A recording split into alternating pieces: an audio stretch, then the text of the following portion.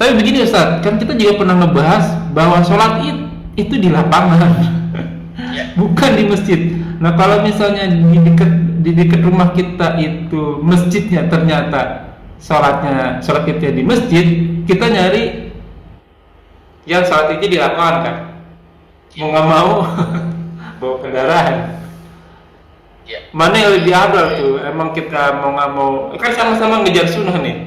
Apakah kita tetap ngejar sunnah jalan kaki tapi di masjid yang sholat idnya agak jauh, atau berkendaraan tapi yang sholat idnya agak jauh, atau jalan kaki di sholat idnya yang di masjid? Tidak ada lagi yang disebut hari raya Hmm. kecuali dua hari ini. Ya, kalau merayakan Maulid Nabi ya nggak boleh. Karena merayakan hari raya nggak boleh. Hari raya cuma dua. Idul Fitri sama Idul Adha. Nah, itu. Inilah hari yang terbaik yang Allah pilihkan buat kita. Gitu ya, jadi salah satu hadis dalil menjadi dasar bahwa tidak ada lagi hari raya kecuali Idul Fitri dan Idul Fitri. Jelas ya, itu bilang. Jelas sih, cuman mungkin ada yang komplain begini Ustaz. Eh, Apa ya? Mungkin diksinya bukan merayakan kali. Jadi dia cari-cari pembenaran saya ya. Hanya untuk ya biar kumpul-kumpul kita dengerin sesuatu yang bagus, ceramah gitu. Jadi mengisinya dengan dengerin ceramah tentang Maulud Nabi, tentang Isra Mi'raj gitu. Masih diperbolehkan nggak kayak begitu? Padahal itu pertama catatan baru nggak ada kan? Saya diketawain Ustaz. Waktu pertama kesini ya. Maulud Nabi, saya bilang ini kan negara Arab ya, yang mayoritas Islam. Kok nggak ada perayaan Maulid Nabi? لا إله إلا الله محمد رسول الله عليه صلاة الله وآله. Assalamualaikum warahmatullahi wabarakatuh.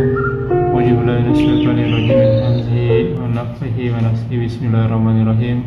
Alhamdulillah wassalatu wassalamu ala Rasulillah ala nabiyina Muhammadin wa ala alihi washabihi wa man wala ila yaumil qiyamah.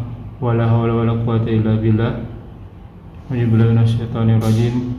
Walladzi arsala rasulahu bil huda wa dinil haqq liyudhhirahu 'ala dini kulli walau karihal musyrikun. Innal hamdalillah nahmaduhu wa nasta'inuhu wa nastaghfiruhu wa na'udzu billahi min shururi anfusina wa sayyiati a'malina. May yahdihillahu fala mudilla lahu wa may yudlil fala hadiya lahu. Asyhadu an la ilaha illallah wa asyhadu anna Muhammadan abduhu wa rasuluhu nabiyya ba'da. Terbesurah sadri wa yasili amri wa uqdata min lisani yafqahu qawli ma ba'du. Alhamdulillah rabbil alamin rabbis samawati wal ard, yang senantiasa memberikan kita nikmat iman, nikmat Islam, nikmat panjang umur, nikmat sehat walafiat, nikmat talbil ilmi, nikmat memiliki waktu yang potensial. Salah satunya kita masih diberi kesempatan untuk kita kajian kali ini. Salam kita haturkan kepada junjungan kita, suri tauladan kita, habibina wa rasulina Muhammad sallallahu alaihi wasallam. Ya jazakumullah wa iyyakum. Kita masih seperti biasa mengkaji fikih ibadah kitab Bulughul Maram karya Al-Hafiz Ibnu Hajar Asqalani. Masih masuk ke dalam bab sholat. Kita masih bertemu kembali di channel ini mengaji bekerja sama dengan kajian hadis online atau KH Official. Tamam, kami masih dipandu oleh Al-Mukarram oleh Ustaz Ali Habibullah. Alhamdulillah beliau terhadir di antara kita. Semoga guru dan selalu diberi kesehatan, diberi kekuatan, diberi kemurahan rezeki dan dimudahkan segala urusannya.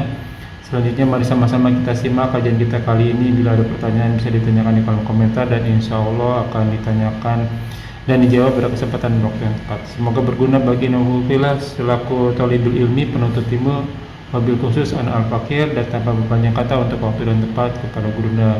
Tafadhal maskuro. Assalamualaikum warahmatullahi wabarakatuh. Waalaikumsalam warahmatullahi wabarakatuh. Alhamdulillah minasyaitonir rajim. Alhamdulillah nahmaduhu wa nasta'inuhu wa nastaghfiruh.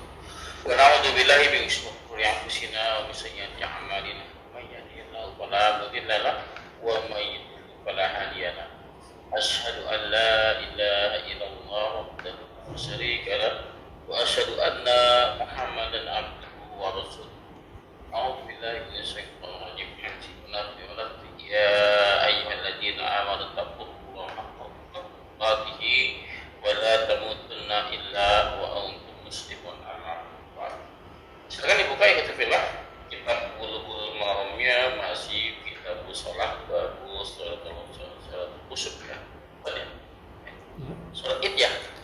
Mas 525 masih Anas, dari Anas, Yang Said ya. ya tentang sholat id. Baik. Wa an Anas radhiyallahu anhu, semoga Allah meridainya, qala dia telah berkata, qadima Rasul, telah datang Rasul sallallahu alaihi wasallam al-Madinah, di Madinah. Mari. Jadi pulang dari safar ya. Walahum, dan bagi mereka yaumani 2 hari, ada 2 hari ya, ada 2 hari yal'abuna, yang mereka bermain-main ya, fihima, pada kedua hari tersebut. Jadi ada anak-anak yang bermain di 2 hari tersebut.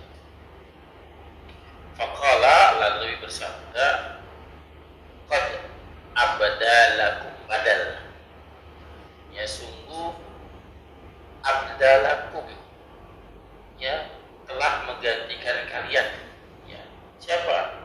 Allah sebagai maf'ul, sebagai fa'il ya. Allah telah menggantikan kalian bihima, dengan 2 hari tersebut, ya khairun, ya minhuma, dengan yang lebih baik dari 2 hari yang kamu sekarang bermain-main padanya, ya. Yaumal adha wa yaumal fitri, hari adha, hari ibadah, hari fitri, ya. Akhrajahu, telah mengeluarkannya Abu Daud, wa Nasa'iyu bi isnadin sahihin, dengan sanad yang sahih. Maksud hadis ini adalah tadi, Idul Fitri adalah hari raya, hari tempat ya di mana anak-anak bermain-main, bersenang-senang gitu kan. Bagi anak-anak ya, bagi umat Islam ya, hari Fitri, hari apa namanya, hari berbuka, hari makan, buka ya. Nah, itu adalah hari makan, berkurban, hari raya. Nah, ini menjadi satu dalil bahwa tidak ada lagi yang disebut hari raya, kecuali 2 hari ini. Ya, kalau merayakan Maulid Nabi ya nggak boleh, karena merayakan hari raya nggak boleh. Hari raya cuma 2, Idul Fitri sama Idul Adha. Inilah hari yang terbaik yang Allah pilihkan buat kita. Ya, jadi salah satu hadis dalil menjadi dasar bahwa tidak ada lagi hari raya kecuali Idul Fitri dan Idul Adha. Jelas ya, itu bilang. Jelas sih, cuman mungkin ada yang komplain begini Ustaz. Apa ya? Mungkin diksinya bukan merayakan kali. Jadi dia cari-cari pembenaran saya ya. Hanya untuk ya biar kumpul-kumpul kita dengerin sesuatu yang bagus, ceramah gitu. Jadi mengisinya dengan dengerin ceramah tentang Maulid Nabi, tentang Isra Mi'raj gitu. Masih diperbolehkan nggak kayak begitu? Iya, kalau misalnya kita merayakan dalam artian memperingati, ya kumpul-kumpul kayak seperti kita di kumpul-kumpul itu kan. Iya. Berdua menetapkan satu hari Sabtu nih, hari Ahad, hari Jumat, hari Kamis. Menetapkan satu hari untuk apa? Itu ngaji. Ini nggak ada keterangannya kan, harus ada. Nggak ada khususon gitu ya Ustaz. Nggak ada khususon gitu kan. Oh. Itu lepas itu, terlepas hal itu silakan, saya nggak masalah gitu kan. Iya. Tapi kalau apa namanya Isra Mi'raj nih 27 Rajab, Muharram, tahun baru gitu, nggak boleh. Ya, baru nih gimana nih? Ya, menetapkan hari kita apa namanya sekarang kumpul-kumpul ya. Mereka kan ini udah silaturahim hilangnya malah. Iya. Dijadikan hari berkumpulnya keluarga. Iya. Kenapa? Karena lagi-lagi kita tuh nggak punya nilai jual. Kita nggak punya nilai jual, kita digiring oleh mereka. Oke. Tentu saja hari Jumat kan hari raya sebenarnya. Betul. buat orang-orang Islam Islam. ada raya tiga ya, raya Jumat, Idul Fitri, Idul Adha. Ya harus kan hari Jumat itu libur Pak. Iya. Ya, kita dikendalikan oleh mereka Iya, sehingga iya, meliput iya. dengan Sabtu Ahad. Hmm. Hari raya mereka malah kita Iya, betul. kan. Hari mereka beribadah ya. Betul, karena kita nggak punya daya jual. Iya. Padahal kita yang mayoritas di Indonesia saja gitu kan. Iya. Nggak bisa kita apa namanya. Lalu tahun baru libur. Apalagi yang sering kan tahun baru nih kan. Iya. Tanggal di pergantian tahun 31. Kalau kita sini tahun baru Hijriah. Ya. Tapi ya lagi-lagi kita kalah. Gak punya kekuatan. Padahal 31 ke tanggal 1 tahun tersebut mereka dengan segala materinya, dengan segala dananya dikampanyekan ke seluruh gitu kan. Bahkan ya kita bahkan menjadi sebuah kebenaran padahal itu sebuah kesalahan. Karena di apa begitu masif gitu mereka. Ya apa namanya kampanyenya begitu masif sehingga kita yang tidak merayakan insya asing sendiri. Iya. Aneh sendiri gitu kan. Nah ulama dalam hal ini membuat ya saya bilang apa ya tandingan terobosan gitu ya. Karena gini hanya khawatir kan kalau bagi orang-orang yang tidak paham masuk ke acara tahun baru ya dengan setelah hidup-hidupnya gitu kan tiga agama menjadi satu nih Pak. Anda tidak ada tandingan acara tujuan untuk mengumpulkan para pemuda orang-orang yang tidak paham ke sini Pak ke wadah gitu kan. Ya menyelamatkan mereka sebenarnya tujuan untuk ke sana. Kalau nggak ada tandingan bukan ke sana sama nih Pak. Merayakan semua. Ya tujuan diadakanlah. Saya kalau bahasa orang itu mesti gosah gitu kan. Bahasa apa namanya kumpul-kumpul apa namanya ya apalah itu supaya nggak tergiring ke sana Pak. Iya. Itu yang saya lihat walaupun tidak ada keterangannya itu harus baru tapi ini upaya mereka cuma upaya yang sudah terlanjur gitu kalah gitu karena apa kalau dari awal kita kuat contoh nih karena sebagai hari libur kan itu kita libur di Jumat Pak. Iya. Kalau di Indonesia di daerah Jepara tuh Jumat libur. Jumat libur Pak. Jumat libur. Ada kita kuat, ya kan? Kita bertahan sampai sekarang Jumat libur. Lagi-lagi kita gampang dibeli. Dia melonggarkan ulama-ulama kita melonggarkan nggak apa-apa lah. Akhirnya Pak ke bawah. Sekarang susah untuk menarik kembali gitu. Jadi ini usaha kecil dari mereka untuk supaya tidak banyak orang-orang pemuda yang masuk ke sana ke acara tahun baru itu pun upaya kecil karena udah sangat sulit gitu. karena keleluran mereka sendiri yang melonggarkan syariat agama. Bisa paham kira-kira?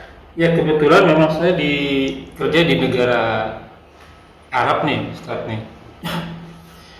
Dimana memang waktu istri saya bilang di situ nggak libur Bi, kan 27 Rajab. Atau di situ nggak libur Bi, kan lagi Muharram atau Maulid Nabi. Di sini memang ditulis ya Ustaz, Maulid Nabi, tapi tanggalnya nggak merah, tanggalnya hitam. Tahun baru, apalagi itu tadi itu, apalagi yang karena ini sebenarnya ini negara Arab yang seluruh bangsa ada di sini semua gitu Ustaz. Tapi itu ya misalnya Natal nih 25 Desember walaupun masih ada kontradiktif di antara Kristenan hari lahirnya Isa gitu, hari lahirnya Yesus gitu ya. Di sini disebut aja hari lahir Isa gitu, tapi nggak ada tanggal merah. Tapi buat yang umat Kristennya dia ngumpul ibadah sendiri gitu. Kalau di Indonesia kan memang nggak tahu sekarang ada berapa agama, 5 atau 6 agama gitu ya. Masing-masing agamanya ada perayaan sendiri-sendiri gitu. Ada yang Natalnya, ada yang Budanya, ada yang Hindunya, ada yang Konghucunya gitu. Ada yang Imleknya lagi gitu ya kan. Terus mungkin ya itu mungkin berdasarkan itu para alim, ulama kita membuat tanda kutip tandingan untuk memperbanyak eh, hari-hari besar Islam gitu, supaya kan karena kita 85 ya sekarang, surveinya 85% itu Islam gitu. Tapi memang seharusnya memang nggak ada ya Ustaz, karena Nabi sendiri yang bilang kan, Id hanya ada dua buat umat Islam setiap tahunnya, dan minggunya hari Jumat begitu. Ya. Ini meluruskan aja, tapi ya terserah ke apa namanya evanofil lah ya, kepada teman-teman. Kita hanya menyampaikan pilihan hidayah dari Allah, pilihan buat kalian sendiri. Tamam. Ada kita ketat dalam arti ketat yang harus diketatkan, nggak ketat sembarangan juga gitu ya. Iya. Nah, kalau memang udah seperti itu. Kalau kita memang ketat gitu ya, hari raya cuma dua, nggak ada kali Maulid Nabi itu nggak ada. Ada lagi itu pertama tahun baru nggak ada kan? Saya diketawain ya, Ustaz.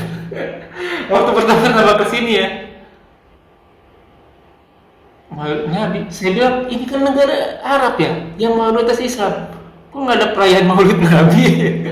Dia bilang, lah emang Nabi di hari rayain waktu lahirnya, waktu zaman setelah para khalifah, waktu di zaman para tabiin, para imam-imam mazhab hidup ada.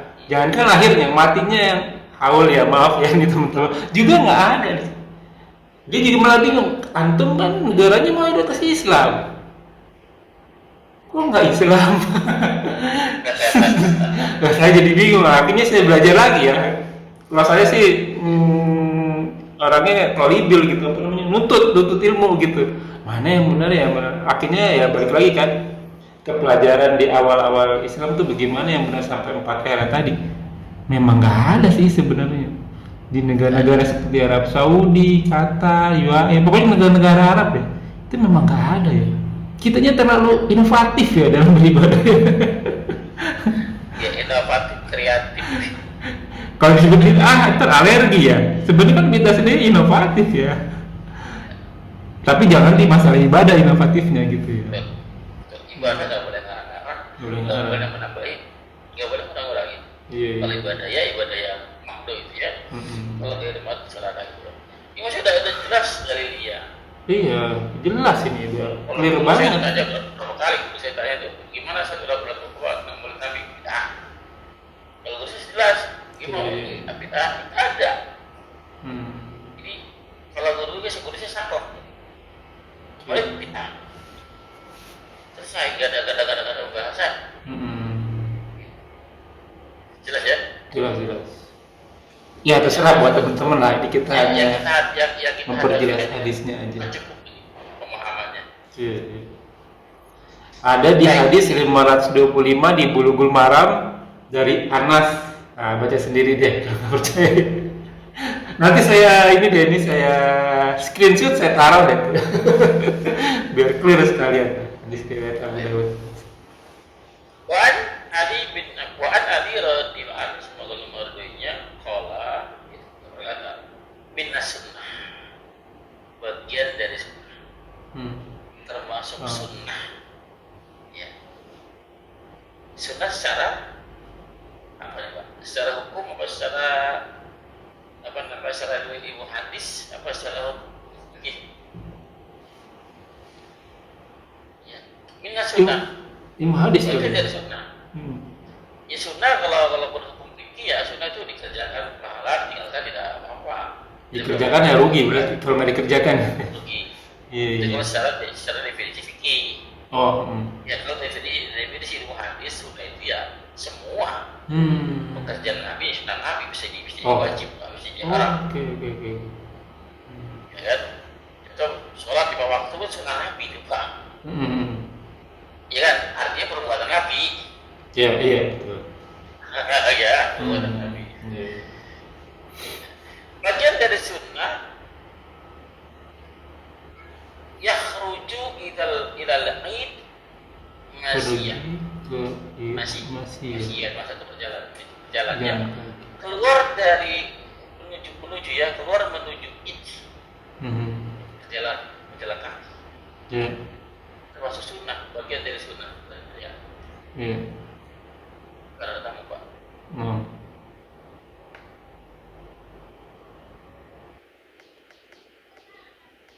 bagian dari sunnah berjalan kaki. Nah ini juga ya sudah mulai pudar ya jadi kalangan bahwa kita berjalan kaki menuju tempat sholat gitu ya. Lalu bagaimana Imam Syafi'i berbeda dalam hal ini? Berjalan itu adalah termasuk berkendara Pak. Karena zaman dulu itu ya kendaraannya kaki, unta, kuda. Artinya kaki adalah termasuk alat untuk berjalan. Maka kalau sekarang kalau pakai motor juga termasuk bagian dari sunnah. Ya, bagian dari sunnah. Berjalan kaki karena kondisi kita di lapangan. Kalau sekarang dari sini misalnya ke Istiqlal gitu kan, jadi motor apa gitu kan, gitu naik motor. Lebih meluaskan ke sana. Artinya maksudnya berjalan kaki dan berkendara. Ya, berjalan kaki adalah berkendara. Nah kalau saya pribadi, saya lebih fokus kepada teks habis itu kan, berjalan kaki. Masih A itu berjalan kaki kan seperti ya? Berjalan kaki. Masih itu berjalan kaki. Artinya kalau saya lebih cenderung kepada teks aslinya ini berjalan kaki. Nah sekarang begini aja deh Ustaz, di zamannya Rasul kan ada kuda, ada keledai, ada unta. Waktu sholat idnya dia pakai nggak tuh sahabat-sahabat tuh? Iya. Kalimatnya masih di sini bukan kaki Pak. Iya. Iya Pak, ya berjalan kaki. Saya lebih cenderung ke pada teks asli yaitu berjalan kaki. Tapi ini saja mengungkapkan tentang dari Imam Syafi'i berpendapat berjalan kaki, berkendara pun termasuk berjalan. Iya, berjalan kaki. Nah, ya. Dapat menimba ya.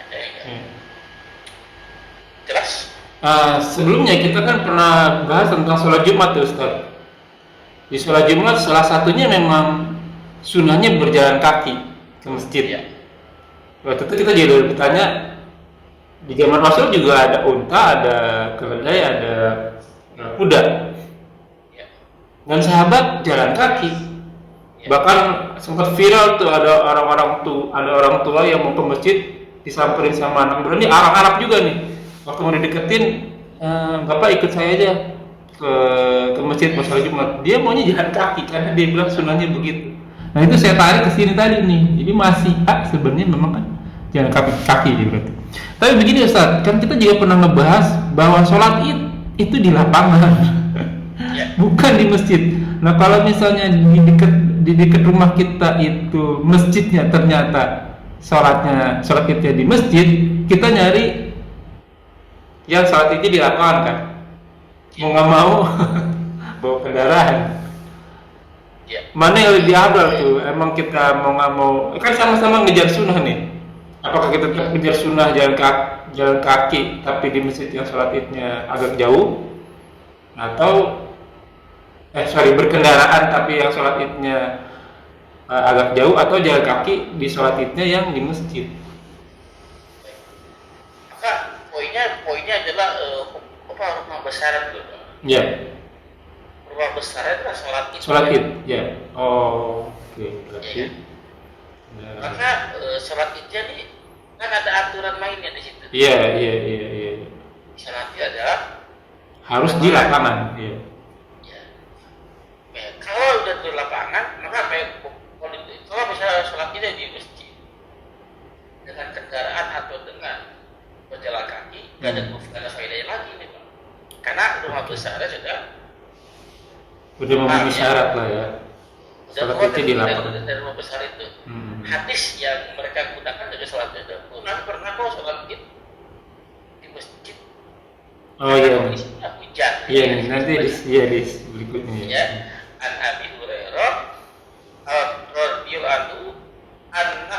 bahwasanya mereka, jadi Abu Hurairah semoga Allah meridhoinya, bahwasanya mereka asobahu. Apa asobahu itu kan hujan ya? Iya. Tertimpa hujan. Turun hujan. Asobahu itu menimpa mereka apa? Maturun itu hujan. Fi yaumid, pada hari Id. Tidak dijelaskan apa Id di sini, apa Idul Fitri atau Idul Adha. Kalau kita ada Idul Adha, maka kita umumkan saja dua Id tersebut. Ya bisa Idul Fitri, bisa Idul Adha. Ya. Lalu fasola bihim, lalu sholat dengan mereka, Nabi Sallallahu Alaihi Wasallam, Nabi sebagai fa'il, Nabi sholat bersama mereka, sholat Id fil masjid. Fil masjid, di dalam masjid. Masjid adalah satu bangunan yang ada atapnya, Ada dindingnya. itu masjid. Ada dindingnya, itu masjid. Ya, kalau lapangan nggak ada atapnya. Iya. Rawu Abu Dawud bi isnadin lain. Apa syarat yang lain? Syaratnya lepek. Ya, syaratnya lepek. Di dalam kitab ini, ya, kitab ini nih. Iya. Nah, saya baca di footnote-nya di anna fi isnadihi rajulan majhulan. Ada seseorang yang majhul pada saatnya. Oke. Ada seseorang yang majhul. Riwayatnya ya. Iya, ada satu orang yang majhul. Siapa dia? Di kitab saya tidak dijelaskan siapa namanya. Karena menjual ketahuan siapa namanya. Saya cari, Pak. Saya cari, ketemu namanya Isa bin Abdul A'la bin Abu Farwah. Namanya yang majhul tersebut. Masih Pak, tidak diketahui siapa orang ini. Ya, namanya Isa bin Abdul A'la bin Abdul A'la bin Abu Farwah. Dia seorang yang majhul, tidak diketahui. Gambarannya begini, antum kedatangan seorang tetangga baru. Iya. Ya, nggak malah keluar rumah, sudah tahu siapa dia, nggak kenal. Ya, nggak kenal. Apa yang antum pikirkan terhadap orang tersebut? Ya belum kenal ya. Nggak tahu sama sekali. Baik apa buruk, jahat apa benar ya. Tahu. Ya, makanya karena nggak tahu, kita nggak bisa ngambil sesuatu dari dia. Nggak tahu dia orang ini baik atau buruk. Dia dalam ilmu hadis untuk menjaga keoriginalan hadis, kan? Maka hadis-hadis yang majhul dianggap hadis bagus. Dianggap hadisnya dhaif. Dhaif. Ya, maka kesimpulannya, aku tidak pernah sholat id dalam pada saat sholat id di masjid karena hujan. Dalam hadis yang lain, kita baca pernah sholat id pada saat hujanan, kita sholat id. Dalam hadis hujan. Maka Rasulullah pesan tadi, sholat id itu terkait dengan apa? Dengan waktu dan tempat. Waktunya harus di waktu id. Ya, di hari id, Idul Fitri atau Idul Adha. Yang kedua, tempatnya harus di lapangan. Ya, maka saya pribadi saya pernah pada saat kan saya kan punya hitungan sendiri ya, saya ngerti. Nggak sama sholat pada saat sholat idnya dengan pemerintah. Nggak sama. Saya nyari dong yang sama. Iya, betul. Dari sekian ormas Islam ada nggak sih yang sholatnya sama dengan saya? Yang waktu hari-hari ini sama dengan saya. Saya di sini di Bojonggede, Pak. Ketemu namanya Irsyad. Majelis Tafsir Quran MTA. Majelis Tafsir Al-Quran. Itu udah banyak juga tuh organisasi ya, banyak sekali. Ketemu saya cari lihat, wah ini ada di mengerjakan hari ini sama dengan saya. Saya cari sebelumnya ketemu, biasalah penampilan sama dengan teman-teman di salaf ya. Mereka pada janggut, mereka isbal sama kaki gitu kan. Ya. Pas saya masuk, Pak tanya, di mana sholat idnya? Di masjid. Di masjid juga. Iya, iya, iya. Maka kenapa nggak di lapangan? Pak, kan ada saya di lapangan. Hah. Nggak ada gangguan, Pak, lapangan kecil. Ini masjid. Padahal lapangannya bisa parkir mobil, bisa parkir motor. Saya gitu bisa 100 jamaah masuk. Ya, saya terbalik nggak jadi sholat di situ. Nggak jadi Pak, nggak jadi, mohon maaf seperti itu. Itu di hari H itu Ustaz? Iya. Udah mau sholat saya udah. Berarti udah sama istri sama anak-anak tuh Ustaz? Sama anak sama istri. Pak bisa ke sana. Ketemu kita, oh masjid. Ya, Oke. sama juga gitu kan. Iya, iya. Harinya sama tapi kan tidak sesuai dengan rumah besar tadi. Betul. Kalau boleh saya analogikan kayak begini Ustaz. Ini pikiran kerdil saya aja ya. Jadi kan semua ada term of condition, ada syarat dan ketentuan berlaku nih. Kayak saya misalnya di sini nih, kerja ya misalnya. Saya kerja masuk setengah 8, pulang jam 4. Manajer juga melihat saya kerja gitu. Saya juga kerjanya benar gitu. Tapi lupa absen. Ya. HRD-nya nanya, Pak Romi kamu kemarin masuk nggak? Masuk, ketemu sama manajer gitu. Kamu scan mata nggak? Oh, di sini absennya scan mata Ustaz. Waduh, lupa saya. Sorry ya, gaji hari ini nggak dibayar. Karena salah ketentuannya salah satunya scan. Nah ini berarti begitu juga dengan sholat id, syarat dan ketentuan berlakunya di lapangan. Saya ngerjain kok 2 kali takbir, 2 rakaat, tapi nggak di lapangan. Mungkin seperti itu ya Ustaz. Ya kalau misalnya Bapak sebagai seorang karyawan tadi nggak scan mata, Anda kerja nggak dibayar, hubungan dengan bayaran Pak. Iya, iya. Pahalanya ya istilahnya gitu. Ada pahalanya gitu Iya, kan. iya. Tapi berbeda dengan ibadah. Ah, gimana tuh? Ya itu mengerjakan sesuatu yang bid'ah namanya. Aduh. Jadi dosa dong saya Ustaz. Tahu ya, ibadah nggak boleh ngarang, harus ada ikutan aturan berlaku. Tambah dikit nggak boleh, kurang dikit nggak boleh. Berarti kaki nggak boleh di 2 kaki ya? Ya. Pahala atau dosa jadinya? Ambil keputusan, saya nggak jadi seberapa. Waduh. Sholatnya itu sunnah Pak. Saya tidak mengerti. Iya sih. Tidak Iya, masalah, saya tidak semua berdosa. aneh. Ibarat kata tuh lemburan Pak, Bapak nggak lembur nggak apa-apa. Iya kan, dengan apa nggak wajib lembur kan? Iya, iya, iya. Gitu. Tapi kalau Bapak mengerjakan yang sunnah tadi melanggar kaidah-kaidah, jadi ibadah itu nggak boleh karang-karang. Sekarang gini deh Ustaz. Oke nih sholat itu di masjid. Tapi meluber ke lapangan nih Ustaz. Saya tetap di lapangan sholatnya. Kenapa Tapi imamnya di masjid. Kenapa udah tahu bakal menguber, kenapa nggak sekali lapangan? Iya, iya, iya, iya.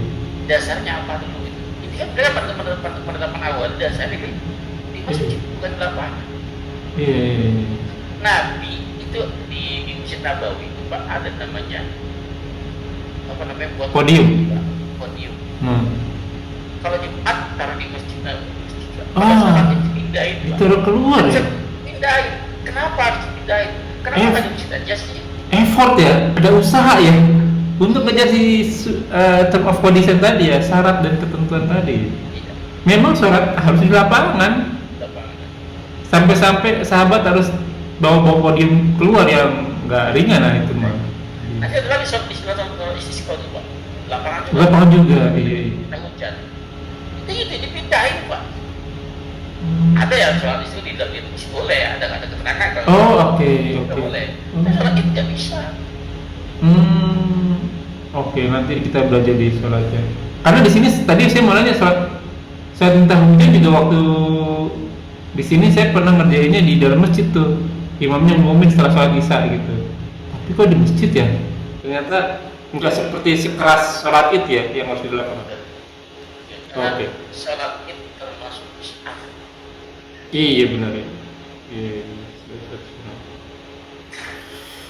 Oke, kita ke pertanyaan Ustaz, masih ada beberapa Kita waktu. selesai deh ya, habis ini ya. Kenapa Ustaz? Wah, sholat itu pekan depan aja. Iya, pekan depan aja. Baik.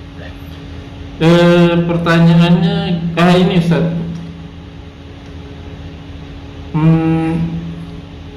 ada penanya dia mau mandi besar. Kan kalau di mandi besar itu kan tidak harus benar-benar air murni ya, nggak boleh sabunan dulu, nggak boleh sampoan dulu, nggak boleh sikat gigi dulu, apa namanya, odolan gitu ya Ustaz ya. Tapi dia lagi sakit perut tuh Ustaz. Jadi dia pup dulu mandi besar. Itu boleh nggak ya Ustaz ya? Pup dulu baru mandi besar. Iya. Besar. Mandi gimana nih? Jadi sebelum mandi besar dia pup dulu tuh. Boleh kayak begitu Ustaz? Boleh Pak. Hmm. Boleh. Jadi kan pada saat kondisi kita kotor, junub, Ya. ya harus berarti harus besar Pak. Hmm. Ya. Saya mau tanya, kalau antum pada hadas besar, boleh nggak buang angin? Iya boleh ya. Boleh. Buang angin kan tuh ada kecil Pak. Iya. Masuk ke dalam ini. Pada saat antum melakukan sesuatu yang besar dan kecil masuk ke dalam ya Pak. Oke. Iya. Buang air besar juga sama atau hadas kecil. Ya. Ya, maka masuk ke dalam hadas besar ini kalau tadi apa namanya lebur Pak. Ini apa namanya? Ini air ini.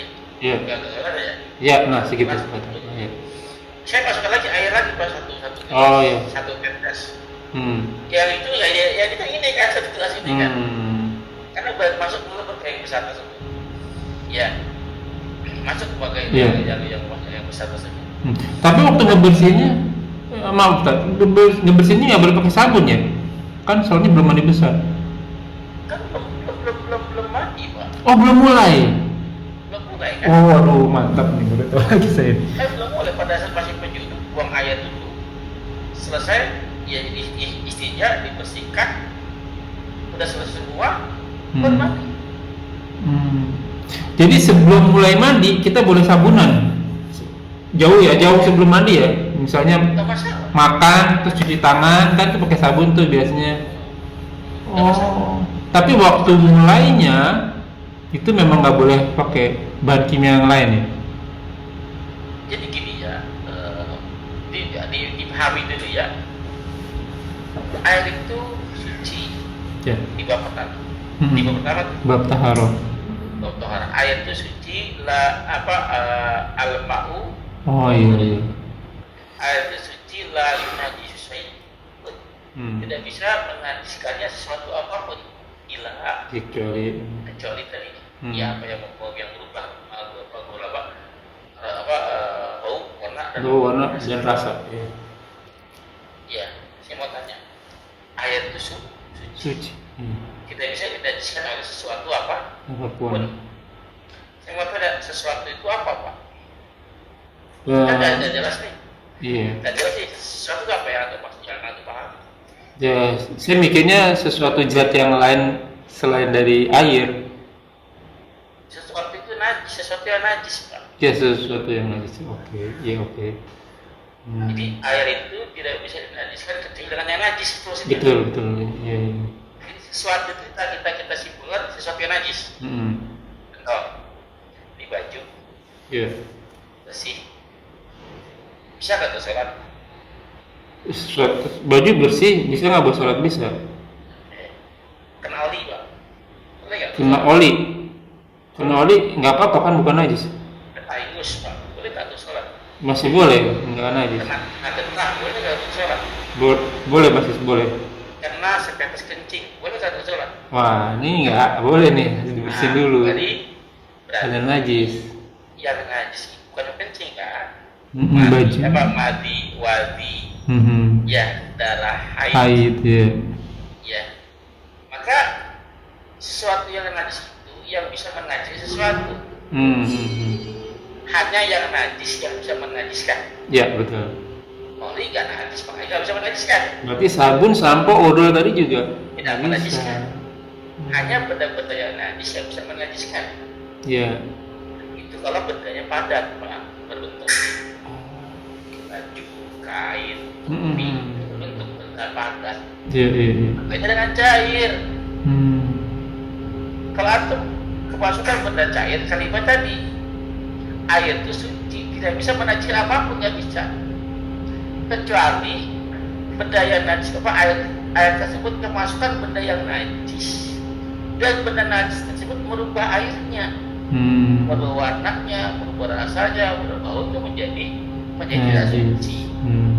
Jadi air walaupun terkena benda najis, katakan 1 ember, terkena percikan air kencing setetes, kalau tidak berubah warnanya? Oh iya, benar. Berubah nggak baunya? Kalau nggak berubah, nggak berbau, nggak najis. Ya, tidak najis. Beda dengan cair, beda dengan pada kelihatan. Itu sebabnya kita boleh wudhu di air yang mengalir sungai, walaupun di sananya ada yang kencing ya, karena nggak berubah. Atau besar gitu ya, danau gitu ya. Jadi mandi boleh dan pakai sabun ya boleh, tapi bagusnya tadi pakai dengan air yang murni. Sebentar. Sabun tidak menajiskan. Sebentar. Nih di luar kebiasaan saya nih berarti kita waktu mandi wajib atau mandi janabah nih, mandi hadis besar, boleh sabunan, boleh sampoan, boleh odolan, karena kan 3 ini tidak membuat air menjadi najis. Iya. Karena hanya benda yang najis yang bisa menajiskan. Sabun kan tidak najis. Dan air nggak nyampur dengan kecuali airnya dikocok sama sabun ya. Begitu Ustaz ya? Yang buat najis benda yang najis yang merubah air tersebut. Atau begini Ustaz, waktu kena air nih badan, terus kita sampoan, itu kan kecampur tuh air sama sampo tuh. Iya, sampo itu benar najis bukan? Kan tadi kalimatnya tadi. Kalau kena kencing. Oke. Ya, hanya benda yang najis yang bisa menajiskan.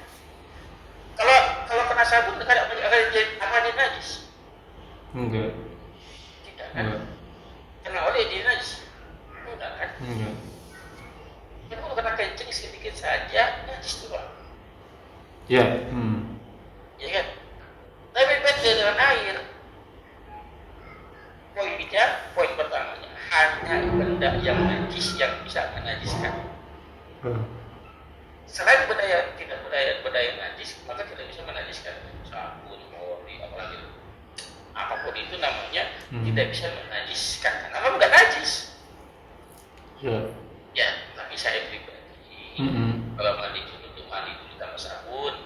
Iya betul. Habis itu baru disebut saya pakai sabunan. Iya. Sama kasusnya seperti ini Ustaz, misalnya anak ngompol nih, kita pisahin dulu tuh pakaiannya. Nah pakaiannya dicuci dulu, dibilas dulu pakai air tanpa sabun ini. Iya. Apa boleh nggak kita campur pakai? Tapi udah najis ya. Najis ya, nggak harus bersih ya.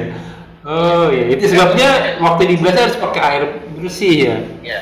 Saya kalau cuci baju itu pakai air tanpa sabun dulu Pak. Iya. Giling, keluar begini, buang baru boleh pakai sabun.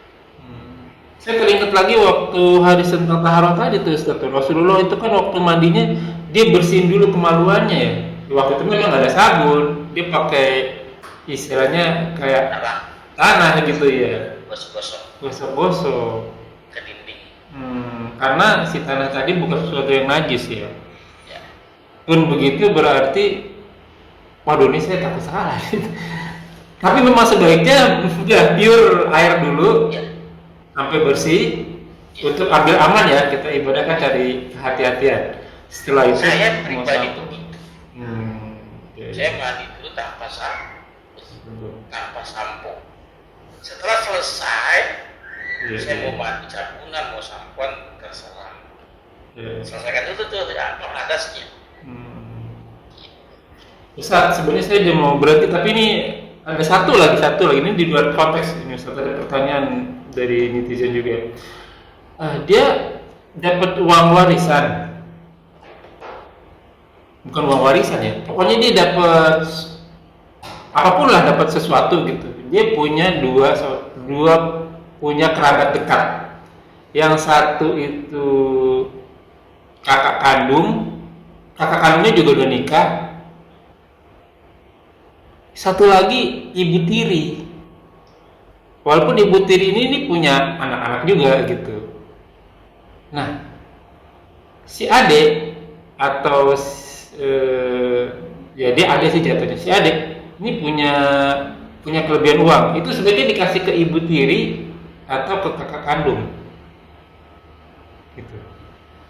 Jadi uangnya uang apa nih? Uang sedekah aja ya. Ya apapun lah gitu. Dia ada kelebihan mau ngasih gitu. Mungkin dia tiap bulan ada kelebihan. Tadinya kan dia mau ngasih bapaknya udah nggak ada, kasih ke ibunya. Tapi ibunya ibu tiri. Saya sempat bilang sih, kalau bertemu dua fadli, ibu tiri jadi tetap ibu Ya. Ibu karena pernikahan ya gitu. Iya. Kakaknya kakak perempuan kakak laki. Kakaknya kakak perempuan sih, ya gitu. Dan dia mengenai kebutuhan ya, punya kebutuhan ya. Dua-duanya punya kebutuhan sebenarnya. Yang kalau saya dengar sih, kalau yang si ibunya sama anak-anaknya ya Afan ya mungkin nggak terlalu begitu tahu agama nih, si anak-anak kandungnya si ibu tiri jadinya kayak jadi hidup sendiri juga nih si ibu tirinya gitu ya kan. Jadi kan dia juga punya kekurangan. Si kakak kandung yang perempuan punya suami, tapi pekerjaannya juga tidak tetap gitu. Punya anak 2, dilema jadi gitu. Ya, Al-Baqarah 177. Al-Baqarah 177.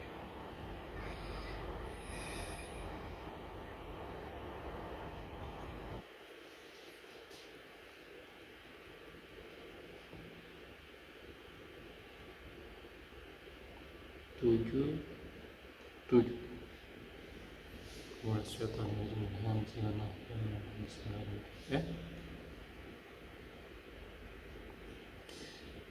panjang juga ya.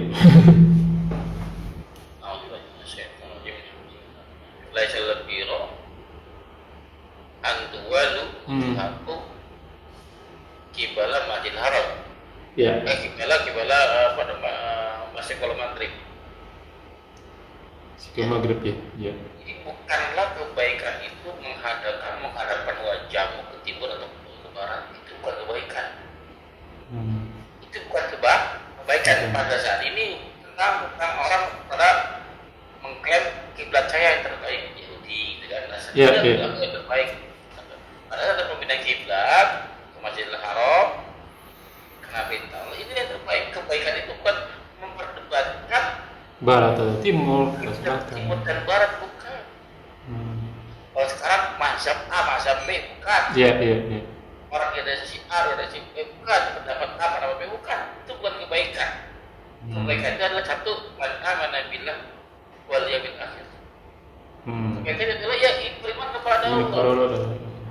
Beriman kepada Allah itu menyingkirkan semua pendapat-pendapat yang ada kalau pendapatnya memang keliru. Ya, itulah keimanan. Yang dulu kami kan dari dulu kan menghadap Masjidil Aqsa kata Yahudi gitu kan. Iya. Ya itu dulu pada saat ada perintah dari Allah langsung perintahnya menghadap Aqsa. Masjidil Aqsa. Itulah keimanan. Itulah kebaikan. Itulah kebaikan. Karena based on perintah Allah gitu. Iya. Itulah kebaikan. Beriman kepada Allah, kepada hari akhir, kepada para malaikat, kepada kitab, kepada nabi. para nabi. Ya. Rukun iman kan? Iya. Itu rukun iman. Itulah kebaikan. Tapi bukan sampai di situ. Setelah rukun iman, dia memberikan hartanya, betul? Iya. Kepada kerabat, anak yatim, orang miskin. Apa? Allah apa di situ? Lebih atas dasar kecintaannya. Ya, memberikan harta kecintaannya kepada siapa? Yang tingginya. Anak yatim, wal yatama, wal masakin, miskin, wabna sabil, dan ibnu sabil, dalam ibnu sabil, musafir, wasailin, meminta. Jadi pada saat aku punya harta, ya kasih itu ke kaum kerabat. Harta memberinya karena kamu cinta, Pak.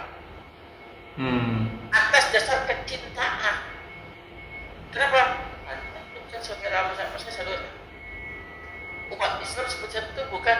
Iya. Ya, sesungguhnya kalian kita bersaudara.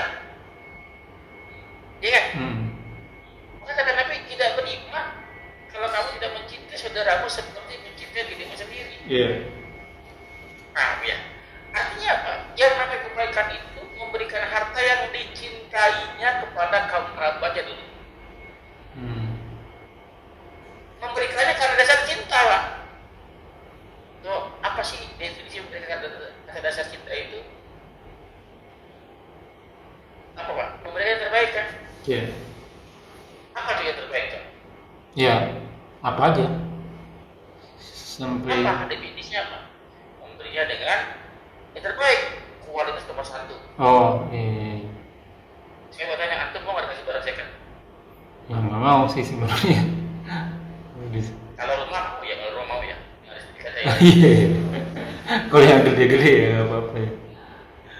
Iya, artinya apa? Kalau antum nggak mau dikasih barang, Jangan kasih ke kalau orang.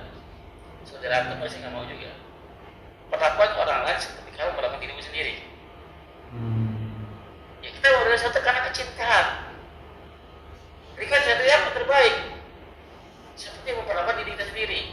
Iya, iya, iya. Ya, maka memberikan kualitas yang terbaik, pembaru, yang bagus itu kan. Kenapa? Kan lagi memberi diri sendiri sebenarnya. Iya. Tapi dua-duanya kenapa tadi Ustaz? Ya, yang paling penting itu adalah memberi karena sumbernya halal, Pak. Iya. Iya. Kecintaan namanya. Kalau kita kasih yang haram, kecintaan namanya. Menjerumuskan benci seseorang. Oke? Iya. Nah, ini dua-duanya kerabat. Nah, mana kalau kerabat? Jadi kalau ibu tirinya ada tanggung jawab orang lain itu anak-anaknya, yang laki-laki, sedangkan aku yang perempuan ada tanggung jawab yang Suami. itu ada babunya. Iya. Maka dalam ini bisa dibagi dua. Ya, boleh kasih ibunya jadi 50, jadi kayak kakaknya 50. 50. Boleh Pak dibagi dua. Lihat tingkat kesulitannya. Atau selang-seling. Boleh selang-seling. Biar dapatnya banyak kan? Iya, agak gedean gitu ya. Boleh. Jadi boleh Pak. Jadi kata kecintaan ya. Iya. Tapi memang yang paling kerabat terdekat itu Kakak. oh kakak namanya, kerabat terdekat ya. Karena ini bukan ibu kandung ya. Iya.